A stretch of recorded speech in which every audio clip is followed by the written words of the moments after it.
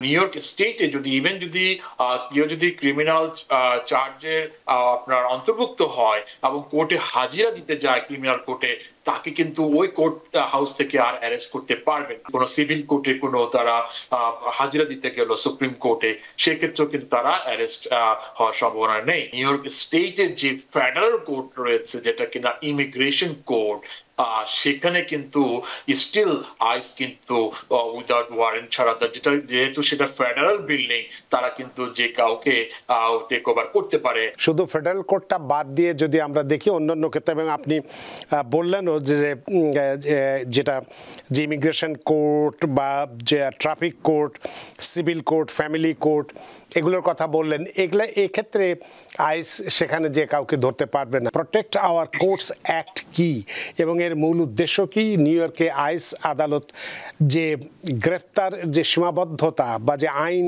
কেন এটার প্রয়োজন দেখা দিয়েছে, এবং এই রায় যেটা অভিবাসী সম্প্রদায় যারা আছে এবং তাদের পরিবারগুলোর উপর কি প্রভাব ফেলতে পারে। অ্যাটর্নি মাহফুজুর রহমান। ধন্যবাদ জানা ভাই, আজকে একটি খুব চমৎকার বিষয় নিয়ে দর্শকদের মাঝে আসছেন। কারণ আমরা সচরাচর সমসাময়িক সময়ে যেটা দেখতে পাই যে কোর্ট থেকে আপনার নন সিটিজেনদেরকে অ্যারেস্ট করা হচ্ছে, যাদের কিনা লিগ্যাল স্ট্যাটাস নাই। সেটা কিন্তু সেটার পরিপ্রেক্ষিতেই আজকে যে আমাদের যে আলোচনার বিষয়, যে খুব একটা ভালো সংবাদ বলা যায়, বিশেষ করে নিউ ইয়র্ক স্টেটের জন্য। যে ফেডারেল কোর্ট থেকে যে রায়টা আসছে, সেটা আসছে আসলে আপনি যেটা বললেন যে পিওসিএ, যে এটা প্রোটেক্ট আওয়ার কোর্ট অ্যাক্ট, সেটা তো সেই ক্ষেত্রে এই যে লটা আসছিল 2020 সালে, যখন প্রেসিডেন্ট ডোনাল্ড ট্রাম্প যে প্রথমবার যখন ক্ষমতায় আসলো, তখন কিন্তু 17 সাল থেকে একটা কিন্তু মানে মারাত্মকভাবে একটা প্রচলন দেখা গিয়েছিল যে কোর্ট হাউস থেকে মানে সবাইকে অ্যারেস্ট করা হচ্ছে, ফ্যামিলি কোর্ট থেকে অথবা ক্রিমিনাল কোর্ট থেকে অথবা সিভিল কোর্ট থেকে। এই যখন সিচুয়েশন ছিল, তখনকার যে গভর্নর ছিল অ্যান্ড্রু কোমো, তখন সেই এই বিলটি ইন্ট্রোডিউস করে নিউ ইয়র্ক স্টেটে যে ল করা হয়েছিল 2020 সালে, যে নিউ ইয়র্ক স্টেটের যে কোর্ট হাউস আছে, এখানে আইস প্রবেশ করতে পারবে না। আপনি যেটা অলরেডি মেনশন করেছেন যে উইদাউট প্রপার মানে সুনির্দিষ্ট ওয়ারেন্ট ছাড়া তারা প্রবেশ করে যে কাউকে অ্যারেস্ট করতে পারবে। তো সেটা 2020 সালে ল ছিল এবং সেটা তো কার্যকর ছিলই।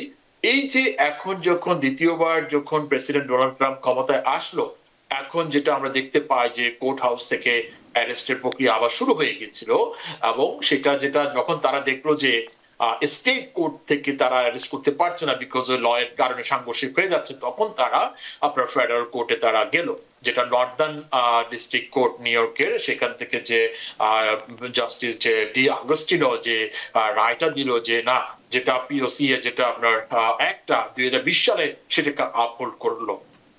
এটার মিনিং হচ্ছে এখন আইস মানে এটাকে আবার রিএমফেসাইজ করলো যে আইস যেন লোকাল যে কোর্ট গুলো আছে আমাদের, যে বিশেষ করে ক্রিমিনাল কোর্ট, যেটা আপনার র্যালিস যে অ্যাক্ট 2000 জানুয়ারি 2025 সালে যে আইন পাস করলো, যে কারো কোনো ক্রিমিনাল চার্জ হলে, কোনো অফেন্সে যদি কনভিক্টেড হয়, কোর্টে গেলে তারা কিন্তু সাথে সাথে কিন্তু অ্যারেস্ট হয়ে যাওয়ার সম্ভাবনা ছিল। এখন কিন্তু এই যে আপনার এই ফেডারেল কোর্টের রায়ের কারণে কিন্তু নিউ ইয়র্ক স্টেটে কেউ যদি ক্রিমিনাল চার্জের আপনার অন্তর্ভুক্ত হয় এবং কোর্টে হাজিরা দিতে যায় ক্রিমিনাল কোর্টে, তাকে কিন্তু ওই কোর্ট হাউস থেকে আর অ্যারেস্ট করতে পারবে না। সেটা কিন্তু একদম মানে আপনার সম্পূর্ণভাবে বন্ধ করে দিয়েছে। কিন্তু আমি দেখেছি, আমি নিজেও সাক্ষী ছিলাম, যেটা 2017-18 সালে তখন আমার বেশ কিছু ক্রিমিনাল কোর্টে প্র্যাকটিস ছিল, ক্রিমিনাল কোর্ট থেকে কিন্তু ইমিগ্রেশন আইসের লোকজন কিন্তু টেক ওভার করেছে লোকজনকে।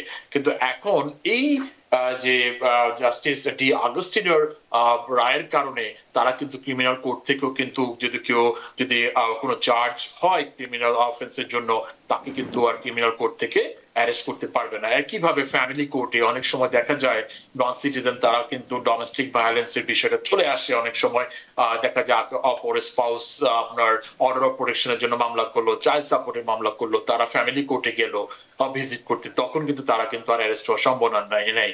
আবার পাশাপাশি কোনো সিভিল কোর্টে কোনো তারা হাজিরা দিতে গেল সুপ্রিম কোর্টে, সেক্ষেত্রেও কিন্তু তারা অ্যারেস্ট হওয়ার সম্ভাবনা নেই। কিন্তু এটা কিন্তু স্পষ্ট করে বলে রাখা দরকার, এর মানে এই নয় যে নিউ ইয়র্ক স্টেটের যে ফেডারেল কোর্ট রয়েছে যেটা কিনা ইমিগ্রেশন কোর্ট, সেখানে কিন্তু স্টিল আইস কিন্তু উইদাউট ওয়ারেন্ট ছাড়া, যেটা যেহেতু সেটা ফেডারেল বিল্ডিং, তারা কিন্তু যে কাউকে টেক ওভার করতে পারে, আইস অ্যারেস্ট করতে পারে, যেটা কিনা আমরা দেখি এখনো সেটা বিদ্যমান।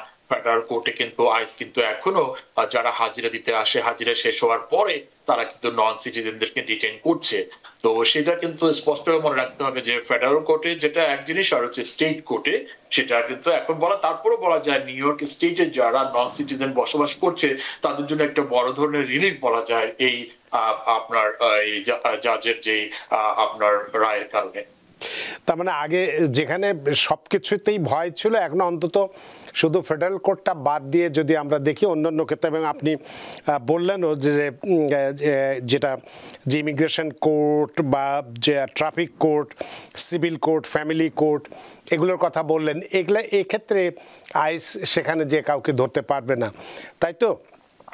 Right, that is correct. এবং খুব চমৎকার, আমি যেটা রায়টা পড়ছিলাম যে কোর্টে কিন্তু যেটা সরকার, যেটা ট্রাম্প প্রশাসন যেটা আর্গুমেন্ট করেছে যে স্টেট কোর্ট হাউসে আইস আপনার এজেন্ট যদি যায়, তাদের যাদেরকে ধরবে অনেকটা সেফ থাকবে, কারণ যারা অলরেডি একটা সিকিউর চ্যানেলে প্রবেশ করে কোর্টে, তাদের কাছে কোনো ওয়েপেন নাই, নিশ্চিত থাকতে পারবে।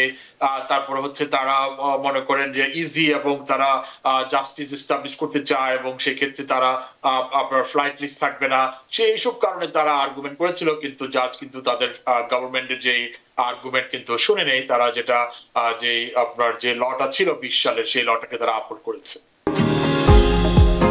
নিউ ইয়র্ক থেকে সম্প্রচারিত TVN 24 টেলিভিশন, বিশ্বজুড়ে বাঙালির কণ্ঠস্বর।